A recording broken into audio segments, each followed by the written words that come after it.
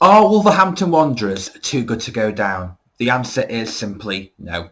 Hello there and welcome to What the Football. We are back again with yet another video, and I've just had to watch Crystal Palace versus Wolverhampton Wanderers and Brighton v Nottingham Forest, but I did a Nottingham Forest video last week or the week before, so there's no point doing another one because I'll be seen as being anti-Forest, which I'm not, by the way.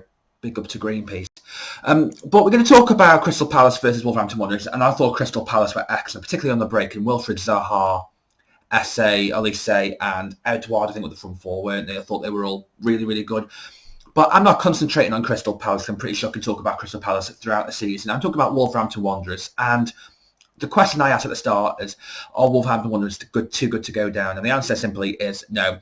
Before I carry on, like the video and subscribe to the channel. I would really appreciate it. Wolverhampton Wanderers have scored 4 goals this season, and they have the worst goal scoring rate of any team in the Premier League. So Wolverhampton Wanderers are currently 17th in the league with 5 goals. Sorry, it was four goals before the game started. Is 5 goals. So they have actually scored the lowest amount of goals in the Premier League. With the next team to score the lowest amount of goals is Aston Villa. Watch out for them on this channel later this week.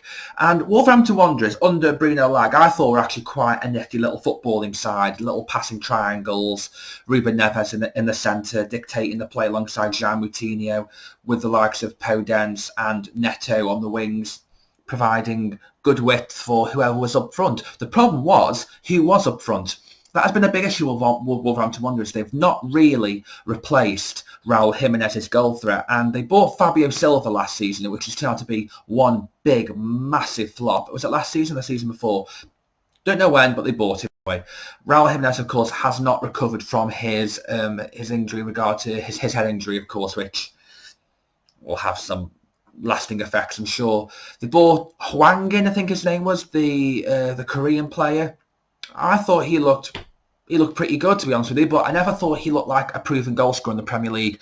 And of course, they bought Diego Costa, doing the classic Diego Costa bit, which works really, really well. The shithousery, throwing his body into players, arguing with the opposition, calling out the referee when he doesn't think he's getting a decision right. The only problem is Diego Costa was brilliant at that in a team that wins every single week. And Diego Costa tonight... This is a question for Wolves fans. Did Diego Costa really frustrate you tonight, or was he exactly how you quite envisaged it? He missed an absolute gilt-edged opportunity, and that could have changed the game. To score a goal that early could have changed the game. Now, I know Adama Traore scored, who I completely forgot was at Wolverhampton Wanderers. He's a Spanish Dan James with spinach. He's if Dan James and Popeye combined after some spinach. All running, quick, powerful, but no end product. Until tonight, scored a lovely goal, but such a frustrating player. But of course, the question I asked at the start of the video was, Wolves too good to go down? And they're not too good to go down because I've seen West Ham United go down. I've seen Newcastle go down twice. I've seen Aston Villa go down, albeit with pretty poor teams. But the West Ham team in 2003 were a pretty good side. They had Joe Cole, Michael Carrick, Glenn Johnson, Jermaine Defoe, David James, all the team. And you look at Wolverhampton Wanderers, they've got Jean Moutinho, Ruben Neves, Costa, like I mentioned, Podence, who I think is a really underrated player, Hwang, Kilman. One big, massive mistake that they made at the start of the season, and I think this is down to the manager, and maybe they are regretting now, judging by how well he's played so far at the start of the season for his new club. Getting rid of Conor Coady was a massive, massive error. Conor Coady is the life and soul of that team. I know with the Portuguese influence, people might think it's Raul Jimenez or Jean Moutinho, but really, it reminds me a little bit of, in the 90s, Chelsea bought a load of Italian players and a load of foreign players. Hullet, Petrescu, Vialli, Zola, Casiraghi, Di Matteo, Flo, Deschamps, etc. They brought all these players in, but who was the one constant in that team? Dennis Wise. Because Dennis Wise remembers Chelsea from when they were battling mid-table and maybe in the relegation places a few times in the season.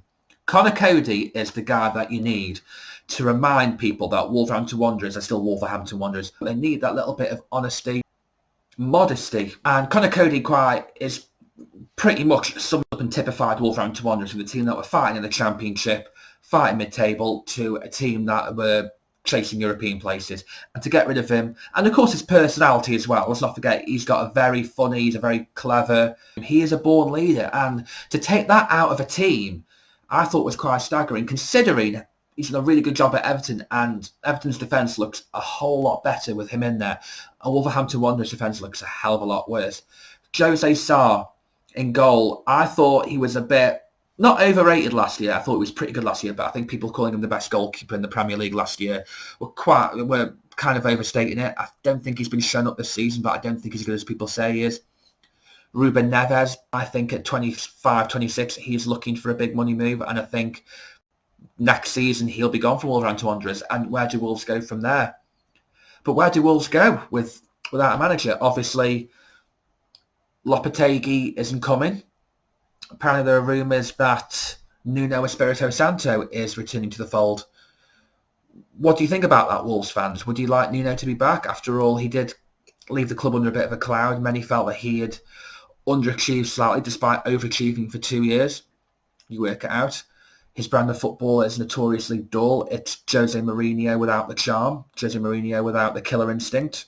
But the question I want to ask before I end this video is, Wolves fans, where do you think you'll finish at the end of the season?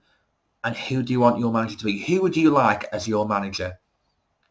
And there we have it. Thank you so much for watching this video. Remember, please like the video and subscribe to the channel. I'll be doing more videos throughout the week of this Prime Week. Yeah, fantastic. Take care.